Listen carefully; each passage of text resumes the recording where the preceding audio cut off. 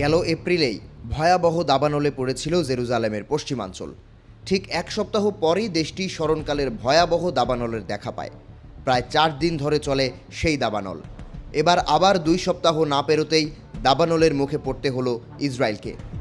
1 মাসের ব্যবধানে 3বার দাবানলে দিশেহারা নেতানিয়াহুর সরকার। ট্রাম্পের সঙ্গে সম্পর্কটা ভালো যাচ্ছে না নেতানিয়াহুর, হামাসের সঙ্গেও খুব একটা জোট করতে পারছে না। এরকম সময়ে নেতানিয়াহুর উপর 3বার দাবানলের ধাক্কা যেন মরার উপরে খাড়ার ঘা। গত 20 এপ্রিল ইসরায়েলের জেরুজালেমের পশ্চিমাঞ্চলে একটি বড় ধরনের দাবানল শুরু হয়।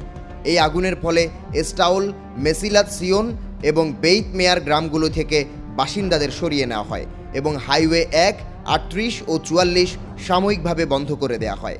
প্রায় 110টি দমকল ইউনিট, 11টি ফায়ার ফাইটিং বিমান এবং একটি হেলিকপ্টার আগুন নিয়ন্ত্রণে কাজ করে। পরের দিন 24 এপ্রিল আগুন নিয়ন্ত্রণে আনা হয়, তবে প্রায় 10,000 ডুনাম বনভূমি পুড়ে যায়। এরপর গত 30 এপ্রিল আবারও শুরু হয় দাবানল। 30 মে পর্যন্ত চলা ওই দাবানলটি ছিল তীব্র আকারের। সেই সময়ে ইসরায়েল ও অধিকৃত পশ্চিম তীরের বিভিন্ন অঞ্চলে 25,000 ডুনামেরও বেশি এলাকা পুড়ে যায়, 45 জনের বেশি আহত হন এবং 10,000-এরও বেশি মানুষকে সরিয়ে নেওয়া হয়। এই দাবানলগুলির পেছনে উচ্চ তাপমাত্রা, শুষ্ক আবহাওয়া এবং প্রবল বাতাসের ভূমিকা ছিল বলে মনে করছেন বিশেষজ্ঞরা। এর 2 সপ্তাহের ব্যবধানে আবারও দাবানল দেখতে হলো ইসরায়েলের আশদোদ এলাকায়।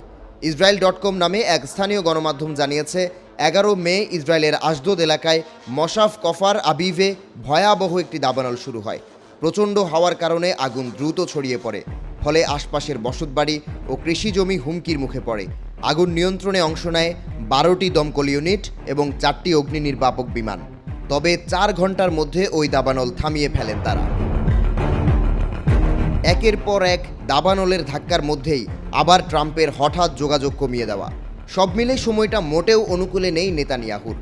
এরই মধ্যে ইসরায়েলের ডানপন্থী রাজনৈতিক দল ইসরায়েল আওয়ার হোমের নেতা আভিগোডার লিবারম্যান নেতানিয়াহু সরকারের সামরিক ও কূটনৈতিক ব্যর্থতা নিয়ে সরাসরি প্রশ্ন তুলেছেন। হামাসের প্রসঙ্গেও রীতিমতো ক্ষোভ প্রকাশ করে ওই রাজনীতিক জানান, আমরা 1 বছর 7 মাস ধরে যুদ্ধ করছি, কিন্তু কোনো লক্ষ্যই পূরণ হয়নি। একদিকে হামাস নির্মূলে ব্যর্থতা, এর মধ্যে ট্রাম্পের ইসরায়েলের পাশ থেকে সরে যাওয়া আর দাবানল, সব মিলে বেশ চাপেই রয়েছে নেতানিয়াহু, এমনটাই মনে করছেন বিশ্লেষকরা।